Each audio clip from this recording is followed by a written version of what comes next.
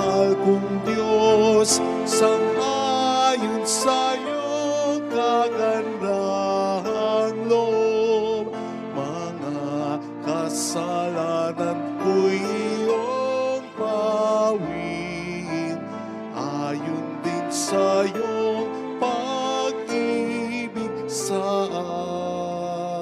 akin. Sa ngalan ng Ama at ng Anak at ng Espiritu Santo, Amen. sumainyo ang Panginoon At sumaiyo rin. upang tayo maging marapat sa misang ito, halina't magsisimuna para sa ating mga kasalanan. Tayo pong lahat, inaamin ko sa makapangyarihang Diyos at sa inyo mga kapatid, na lubha akong nagkasala sa isip, sa salita, sa gawa, at sa aking pagkukulang. Kaya sinasamo ko sa mahal na Birheng Maria, sa lahat ng mga anghel at mga banal, at sa inyo mga kapatid, na ako'y ipanalangin sa Panginoong ating Diyos. Kaawaan tayo ng mapagmahal at Diyos, patawarin sa ating mga sala, at patnubayan hanggang sa buhay na walang hanggan. Amen. Panginoon, kaawaan mo kami. Panginoon, kaawaan mo kami. Kristo, kaawaan mo kami. Kristo, kaawaan mo kami. Panginoon, kaawaan mo kami. Panginoon, kaawaan mo kami. Yumuko tayo, maaring ibulong sa Panginoon ang ating intensyon.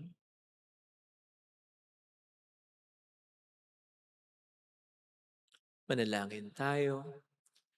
Ama naming makapangyarihan, kaming napapasubsob dahil sa aming kahinaan ay makabangon nawa at makapanindigan pakundangan sa pagkapaksakit ng iyong anak, na kasama mo at ng Espiritu Santo magpa sa walang hanggan. Amen.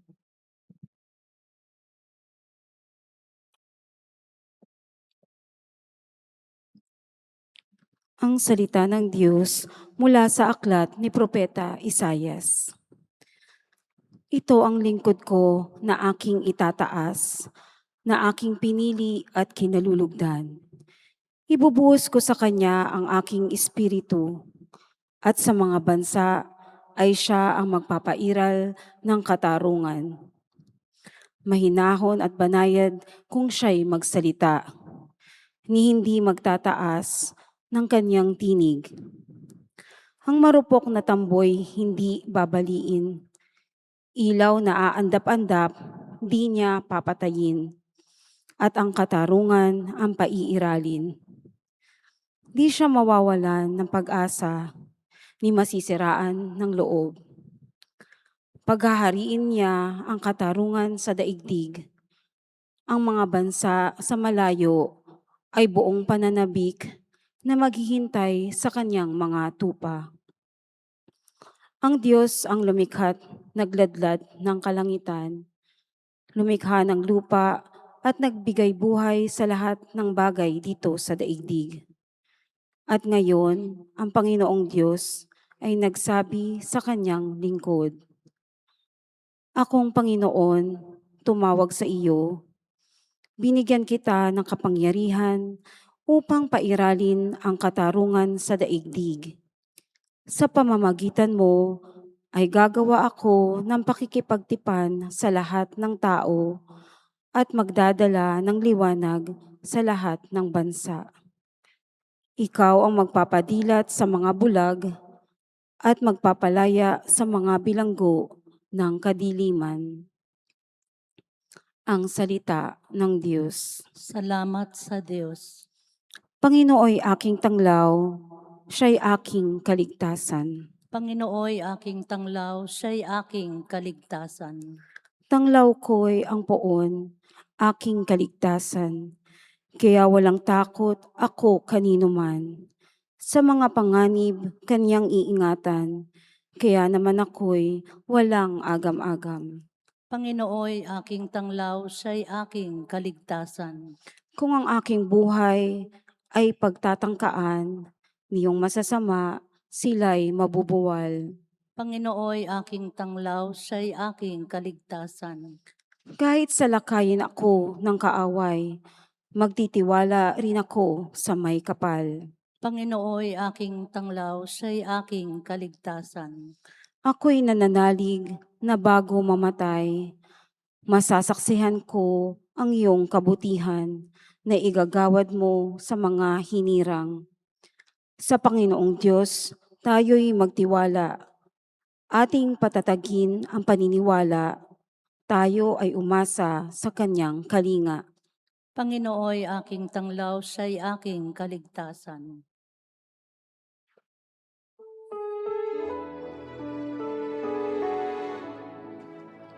Nagpupuri kami sa'yo, Hari naming Hesu Kristo, ang pagdamay mo sa tao ay talagang patotoo na kami minamahal mo. Sumainyo ang Panginoon. At sumaiyo rin. Ang mabuting balita ng Panginoon ayon kay San Juan. Papuri sa iyo, Panginoon. 6 na araw bago magpaskwa, si Jesus ay dumating sa Betania, sa bayan ni Lazaro, na kanyang muling binuhay. Ipinaghanda siya roon ng hapunan. Naglingkod si Marta at si Lazaro'y isa sa mga kasalo ni Jesus. Kumuha si Maria ng mamahaling pabango, 1 libra ng dalisay na nardo, at binuhos sa mga paa ni Jesus. Pagkatapos, pinunasan ng kanyang buhok at humalimuyak sa buong bahay ang pabango. Si Judas Iscariote, ang alagad na magkakanulo kay Jesus, ay nagsabi, "Bakit hindi pinagbili ang pabango at binigay sa mga dukhang pinagbilan? Maaring umabot sa 300 denaryo ang halaga niyan." Hindi dahil sa siya'y may malasakit sa mga dukha, kaya niya sinabi yon, kundi dahil sa siya'y magnanakaw. Siya ang nag-iingat ng kanilang salapi at kinukupit niya ito, sumagot si Jesus. "Ano't siya'y ginugulo ninyo? Pabayaan niyong ilaan niya ito para sa paglilibing sa akin. Habang panahoy kasama niyo ang mga dukha, ngunit ako'y hindi niyo kasama sa habang panahon." Nabalitaan ng maraming Hudyo na si Jesus ay nasa Betania kaya't pumaroon sila. Hindi lamang dahil sa kanya, kundi para makita si Lazaro na kanyang muling binuhay. Kaya't binalak ng mga punong saserdote na ipapatay na rin si Lazaro, sapagkat dahil sa kanya'y maraming Hudyo ang humihiwalay na sa kanila at nananalig kay Jesus. Ang mabuting balita ng Panginoon. Pinupuri ka namin, Panginoong Hesu Kristo. Welcome sa Our Lady of Lazaret Kwasay Parish, kung saan nais lang pong umiyak. Samahan tayo ng mahal na ina sa pag-iyak at sa pagdarasal upang maging maayos ang lahat. Minsan po ba'y nasabi na natin ang salitang sayang?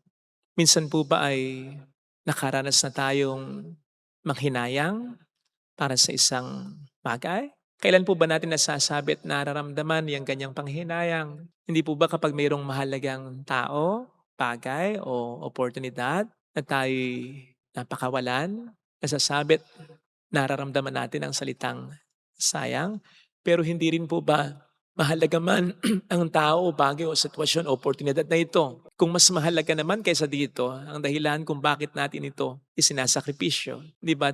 Hindi naman tayo nakakaramdam ng panghihinayang kahit papano. Yan po ang makikita nating ipinakita ni Maria sa ating narinig na ebanghelyo. Hindi siya nakaramdam ng panghihinayang sa ibinigay niya kay Kristo. Ano ba yung binigay niya? Well, obviously, yung kitang-kita, yung ibinuhos niyang mamahaling pabango sa mga paa ng ating Panginoong Jesucristo. During those times, pabango ang isa sa mga itinuturing na yaman. At hindi na po tayo mahirapan dahil tinulungan na tayo ni Judas na mag-compute kung ano ang halaga ng pabangong ibinuhos na yan. 300 denaryo. Ang ibig sabihin na ito'y katumbas halos ng 100 kita ng isang Hudyo. Ganon ito kamahal. Kaya nga sa mata ni Judas ito'y pag-aaksaya, pero hindi sa mata ni Maria. Dahil para kay Maria, kumpara sa pabango, hamak na mas mahalaga si Kristo. No wonder hindi lamang po itong ginawa ni Maria. Pinunasan pa niya ng buhok niya ang mga paa ni Kristo. Noong panahon ngayon ay hindi dapat ginagawa ng isang babae para sa isang lalaki, lalo pat hindi niya ito kaano-ano at sa harapan pa ng maraming tao. Actually, yun nga lang pong ilugay ng babae ang kanyang buhok. Hindi na tama o masama na sa mata ng iba. Yun pa kayang ipunas niya ito sa mga paa. Kaya sa totoo lang, sobra-sobra. Hindi na tama ang ginawa ni Maria.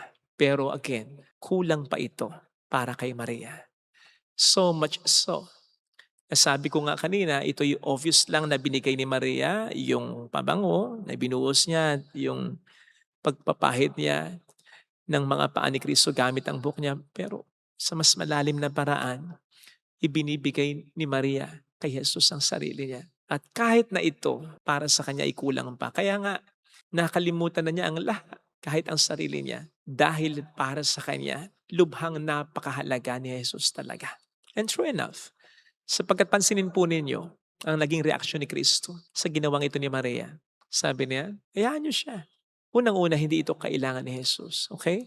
Hindi gusto ni Jesus yung special treatment pa siya. I mean, hindi siya ganon. Hindi siya naghahanap ng ganon. Ng papuri ng tao, affirmation ng tao. At totoo naman din yung sabi ni Judas na pwedeng yung halaga nung pabango kung maipagbibili ay maibigay sa mga mahirap. Also, alam naman din niya na hindi maganda ang motibasyon ni Judas pero pwede niya itong ibuko para makasigurado na ang mapapagbilan ng pabango ay mapunta talaga sa mahirap. So, pwede hindi ibigay o hindi gawin ito ni Maria. But again, notice his reaction. Gustong-gusto niya. Gustong-gusto niya. Sapagkat bilang Diyos na totoo, kailangan naman talaga nating ibigay ang lahat sa Kanya. Nang walang halong panghihinayang ha? Sapagkat bilang Diyos, napakahalaga niya. That is why He commanded us to love Him with all our heart, all our soul, all our strength, and all our mind. Kaya nga, tinuri ni Jesus yung balo na nagbigay ng lahat-lahat ng sa Kanya sa templo. At kaya nga ang encouragement sa atin ni San Pablo to offer ourselves, our bodies as a living sacrifice, holy and acceptable to God.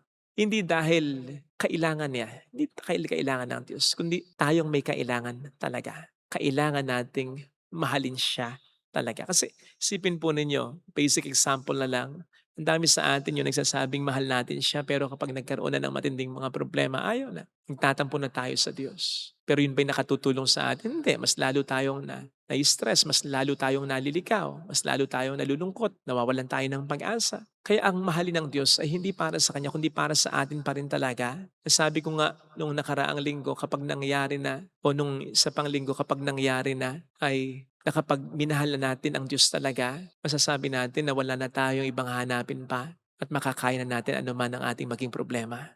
Kaya gusto ng Diyos na ibigay talaga natin ang lahat sa Kanya nang walang halong panghihinayang. Gusto ng Diyos na mahalin natin siyang talaga. Mahal as in pinakamahalaga sa lahat.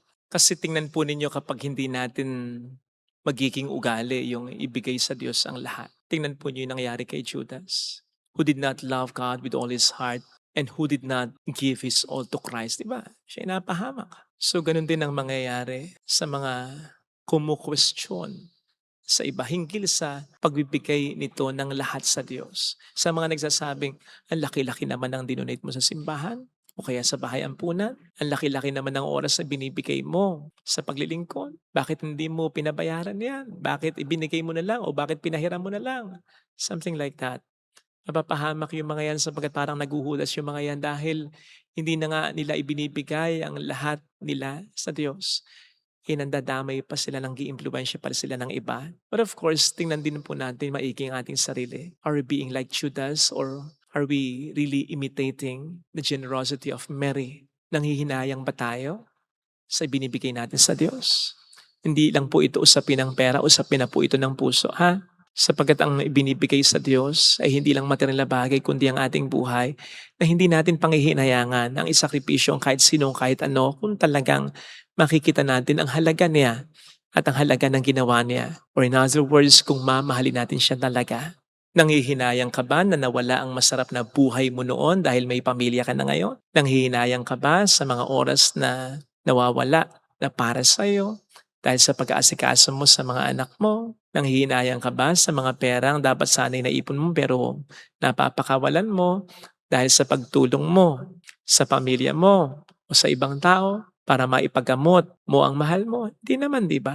Kasi Higit pa sa mga sinasakripisyo mo, mas mahalaga ang dahilan kung bakit ito sinasakripisyo mo. Mas mahalaga ang dahilan ng pagkasakripisyo. So ganun din sa Diyos. Huwag sana tayong manghinayang na ibigay ang lahat sa Kanya, maging ang ating sarili, ang ating kalooban, maging ang ating kalayaan, ibigay natin sa Kanya sa paggawa ng kabutihan. Pero magagawa lang po natin yan kung makikita talaga nating mahalaga ang Diyos. Sapagkat kung hindi, manghihinayang at manghihinayang tayo. Tipid at ang ibibigay nating paglilingkod, ang pagsunod. Kaya't yung marami sa atin na hindi nakikita sa buhay ang pagiging Kristiyano, isa lang ang ibig sabihin nun, hindi natin talaga nakikita ang halaga ng ating Panginoong Hesukristo.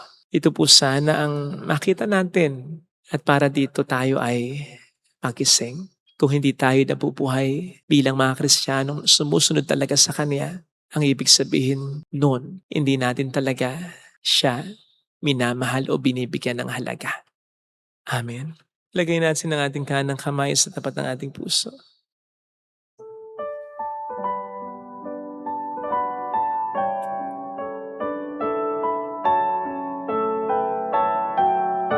Awitin natin. Alam kong may magagawa ang Diyos.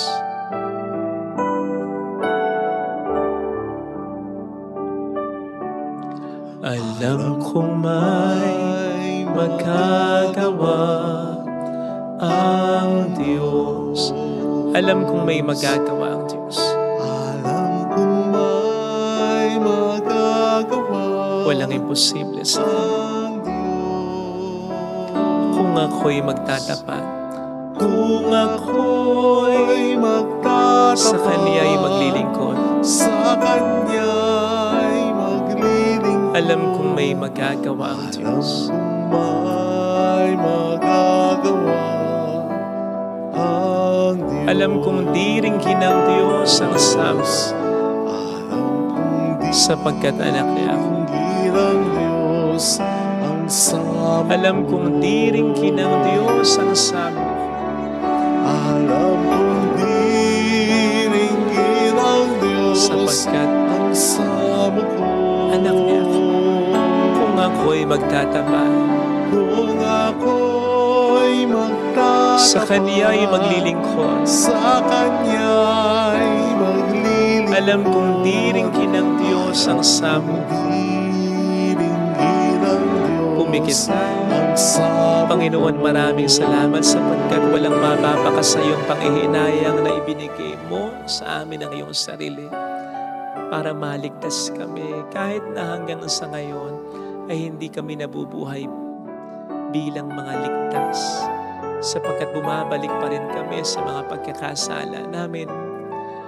Pasensya na, humihingi kami ng tawad at paumanhin. Tulungan mo po kami, Panginoon, na makita ang iyong halaga at aminin namin sa aming sarili na ang pamumuhay namin sa kasalanan ay indikasyon na hindi ka talaga namin minamahal dahil hindi namin may sakripisyo ang mga walang kwentang bagay na ito para sa iyo. I'm sorry, Lord. Mayroong magandang mangyayari sa hindi ko maisakripisyo ang pride ko. Hindi ko maisakripisyo ang palso ko, pangit kong ugali. Hindi ko maisakripisyo ang mga concerns ko. Inuuna kong iba. Sorry, Lord. Tulungan mo kami maituwid. Tulungan mo kami maging totoo sa aming pagmamahal sa iyo. Sapagkat nasusukat ang pagmamahal sa kung ano o kung sino ang kaya naming sakripisyo para sa iyo, para sa aming minamahal. Papuri sa Ama at sa Anak sa Espiritu Santo, kapara na sa unang-una, ngayon at magpakailanman at magpasawalang hanggan. Amen. Ay pagmamahal,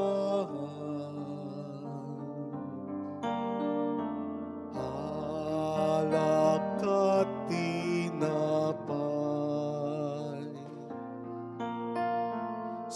sana'y tanggapin mo,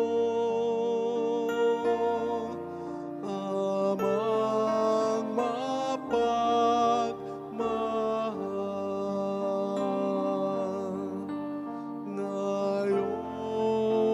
sa iyong hapag,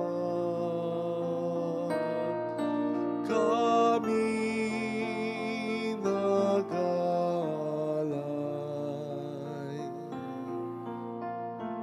Alak at tinapay,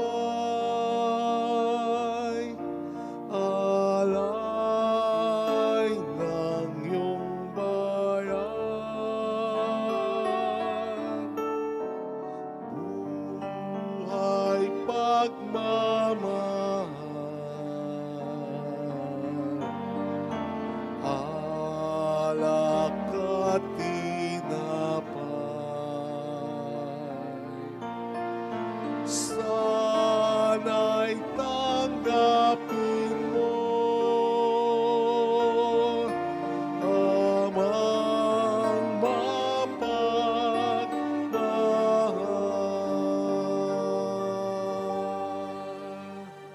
Manalangin tayo mga kapatid upang ating handog ay maging kalugod-lugod sa Diyos sa mga makapangyarihan. Tanggapin nawa ng Panginoon itong paghahain sa iyong mga kamay, sa kapurihan niya at karangalan, sa ating kapakinabangan at sa buong sambayanan niyang banal. Ama naming lumikha, tunghayan mo ang ginaganap naming paghahain na iyong inilaan upang patawad mo'y maibigay sa amin at pamungahin mo sa amin ang buhay na walang maliw sa pamamagitan ni Jesucristo kasama ng Espiritu Santo magpasa walang hanggan. Amen. Sumainyo ang Panginoon. At sumaiyo rin. Itaas sa Diyos ang inyong puso at diwa. Itinaas na namin sa Panginoon. Pasalamatan ng Panginoong ating Diyos. Marapat na siya ay pasalamatan. Ama naming makapangyarihan, tunay ngang marapat na ikaw ay aming pasalamatan sa pamamagitan ni Jesucristo na aming Panginoon. Nababanaagan namin ang pagdiriwang sa kanyang pagkapakasakit at pagkabuhay. Malulupig na ang dating pagsuway sa pag-ako sa kanyang kusang loob na katapatan at magaganap na ang pag-alala sa aming pag-anib sa iyong tinubos na angkan. Kaya kaisa ng mga anghel na nagsisiawit ng papuri sa iyo ng walang humpay sa kalangitan, kami nagbubunyi sa iyong kadakilaan. Santo, Santo, Santo, Panginoong Diyos ng mga hukbo, napupuno ang langit at lupa ng kadakilaan mo. Hosana sa kaitaasan. Pinagpala ang naparirito sa ngalan ng Panginoon. Hosana sa kaitaasan. Ama naming banal, ikaw ang bukhal ng tanang kabanalan. Kaya't sa pamamagitan ng iyong Espiritu, gawin mong banal ang mga kaloob na ito upang para sa amin ay maging katawan at dugo ng aming Panginoong Hesukristo. Bago niya pinagtiis ang kusang loob na maging handog, hinawakan niya ang tinapay, pinasalamatan kaniya, pinaghati-hati niya iyon, niabot sa kaniyang mga alagad at sinabi, "Tanggapin ninyong lahat ito at kanin. Ito ang aking katawan na ihahandog para sa inyo."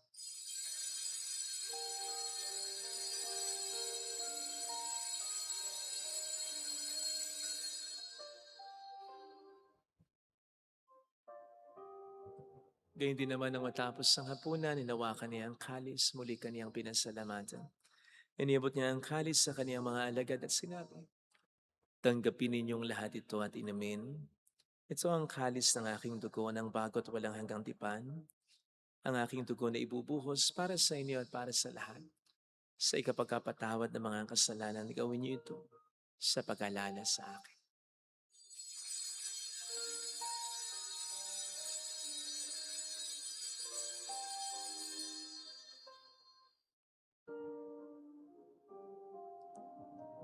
Ang misteryo ng ating pananampalataya. Si Kristo'y namatay, si Kristo'y nabuhay, si Kristo'y babalik sa wakas ng panahon. Ama, ginagawa namin ngayon ang pagkalaala sa pagkamatay at muling pagkabuhay ng iyong anak, kaya inialay namin sa iyong tinapay ng buhay at ang kalis ng kaligtasan. Kami nagpapasalamat dahil kami iyong minarapat at tumayo sa harap mo para maglingkod sa iyo. Sinasamo namin kami na magsasalo sa katawan at dugo ni Kristo ay mabuklod sa pagkakaisa sa pamamagitan ng Espiritu Santo. Ama, lingapin mo ang iyong simbahang laganap sa buong daigdig. Puspusin mo po kami sa pag-ibig. Kaisa, ni Leon na aming Papa, ni Janice na aming Obispo at ng Tanang Kaparian, Alalahanin mo ang mga kapatid naming nahimlay na may pag-asang sila'y muling mabubuhay, lalo ng aming mga pagdarasal. Hawaan mo sila at patuloyin sa iyong kaliwanagan. Hawaan mo at pagingtapatin kaming lahat na makasalo sa iyong buhay na walang wakas, kaysa ang mahal na Birhen ng Lazaret, ang ina ng Diyos, San Jose ang kabiyak ng kanyang puso, lahat ng mga banal na namuhay dito sa daigdig ng kalugod-lugod sa iyo, may pagdiwang naman namin na pagupuri sa ikararangal mo sa pamamagitan ng iyong anak na aming Panginoong Heso Kristo. Sa pamagitan ni Kristo, kasama niya at sa Kanya, ang lahat ng parangal, papuri ay sa iyo, Diyos Amang makapangyarihan, kasama ng Espiritu Santo, magpasawalang hanggan.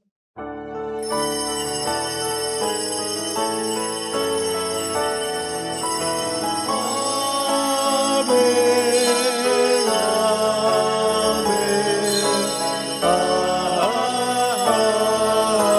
amen. Tumawag tayo sa Ama.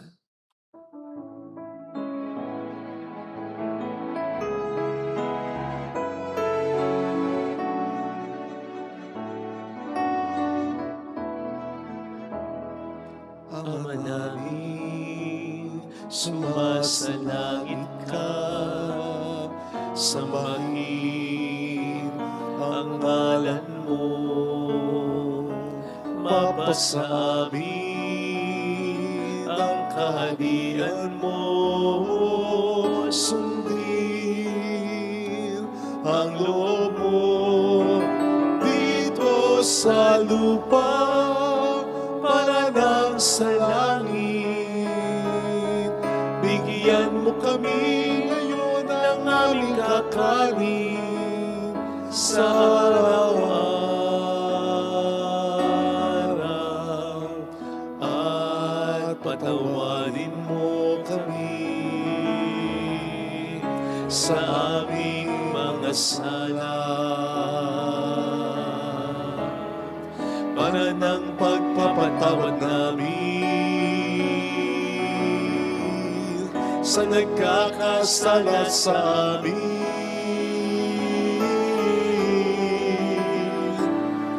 At huwag mo kami ipahintulot sa tukso, at iadya mo kami sa lahat ng masama.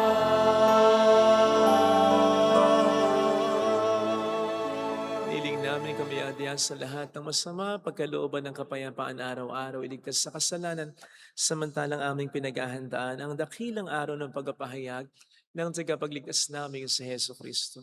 Sapagkat iyo ang kaharian, ang kapangyarihan at ang kapurihan, magpakailanman. Amen. Panginoong Heso Kristo, sinabi mo noon, sinasabi mo rin sa amin ngayon, kapayapaan ang iniiwan ko sa inyo, ang aking kapayapaan ang ibinibigay ko. Tunghayin mo ang aming pananampalataya, huwag ang aming pagkakasala.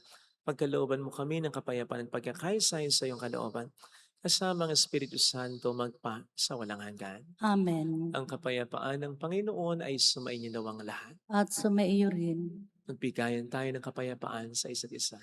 Peace be with you. Kapayapaan po. Peace be. Kordero ng Diyos, Na nag-aalis ng mga kasalanan ng sanlibutan, maawa ka sa amin. Kordero ng Diyos na nag-aalis ng mga kasalanan ng sanlibutan, maawa ka sa amin. Kordero ng Diyos na nag-aalis ng mga kasalanan ng sanlibutan, ipagkaloob mo sa amin ang kapayapaan. Narito sa harap natin ng Panginoon ang ating buhay at kaligtasan. Mapalad tayong inaanyayahan. Panginoon, hindi ako karapat-dapat na magpatuloy sa iyo, ngunit sa isang salita mo lamang ay gagaling na ako.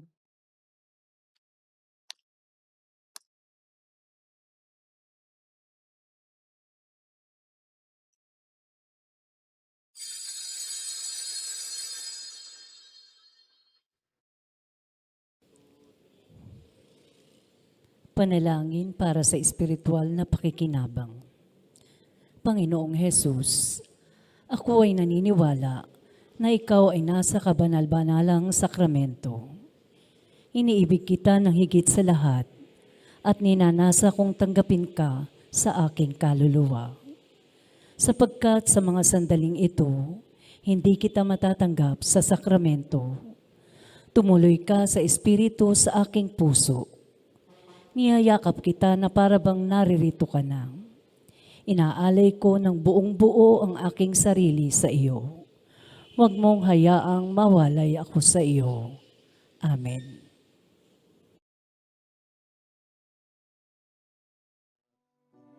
Buhay ay may kulay. Kung mayroong pagmamahal, ang bawat tao'y may kanyang tanging pangarap. Tao kang may tungkuling magpayag ng pagmamahal.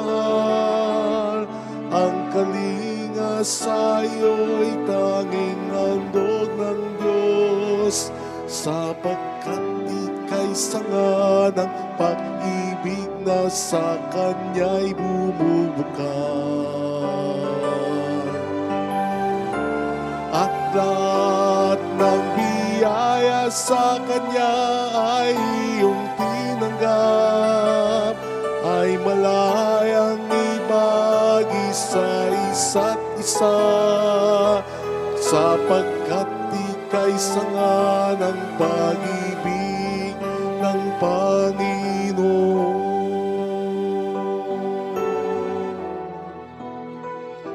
Sapagkat ika'y sanga ng pag-ibig ng Panginoon.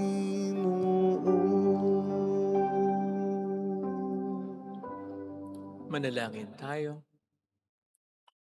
Ama naming mapagmahal, dalawin mo ang iyong sambayanan at tunghayan mo ang aming kaloobang nakalaan upang ang mga misteryo ng hapis at luwalhati ay ipagdiwang. Ang tinanggap naming kagalingan sa banal na pakikinabang na pinagsaluhan namin mula sa iyong mapagpalang kamay ay pamalagiin mo sa amin pakundangan sa iyong patnubay sa pamamagitan ni Jesucristo kasama ang Espiritu Santo magpasa walang hanggan. Amen. Holy God, Holy Mighty One, Holy Immortal One. Have mercy on us and on the whole world. Holy God, Holy Mighty One, Holy Immortal One. Have mercy on us and on the whole world. Holy God, Holy Mighty One, Holy Immortal One. Have mercy on us and on the whole world. Jesus, King of Mercy, We trust in you. alalahanin, Alalahanin, o mahal na Birhen ng Lasalet, ina ng pag-asa, ikaw ang nagpapaalala sa aming magbalik loob sa Ama. Ito ang nagpapatunay na ang kagandahang loob mo'y nananatiling busilak. Sa pag-aaruga mo sa amin, tungkulin mo'y tinupad. Sa paanan ni Kristo'y itinuring mo kaming mga tunay mong anak. Kaya ninais mong ni Isay wag mapahamak. Maging sa iyong walang tigil na pananalangin, pati luhay pumatak. Huwag naman mawala ng saysay ang iyong paghihirap. Hiling nawa namin sa iyo, o aming inang liyag, na matapos ang pakikibaka namin sa mundong ito at sa pananatili naming tapat kay Kristo. Sa kapurihan mo'y makibahagi kaming ganap, upang kung nasaan ka ngayon ay maparoon din kaming lahat, at ang kaganapan ng kaluwalhatian ng Diyos Ama'y tuluyang matupad. Siya nawa. mahal na Birhen ng Lasalet, tagapagkasundo ng mga makasalan. Ipanalangin mong walang patid kaming mga dumudulog sa iyo. Marami pong salamat sa inyong pakikisa, sa mga tulong na pinipigay ninyo na nagiging dahilan para makatulong din po tayo sa iba. Salamat po. Sumainyo ang Panginoon. At sumaiyo rin. Pagpalain kayo kasama ang ating pamilya na mapagmahal na Diyos, ng Ama at ng Anak, ng Espiritu Santo. Amen. Umayo tayo sa kapayapaan ni Kristo. Salamat sa Diyos.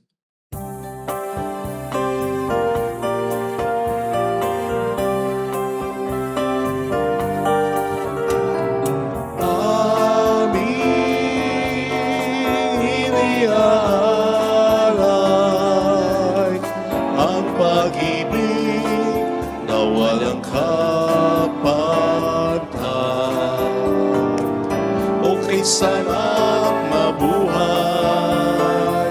kung may nagmamahal, pagmamahal na tunay at laging dalisay. Ang Birhen kong umibig ay walang sintamis, pagsintang sa kaglinis sa iyo hanggang langit. O Birhen, Birheng mahal, sa awit at sa dasal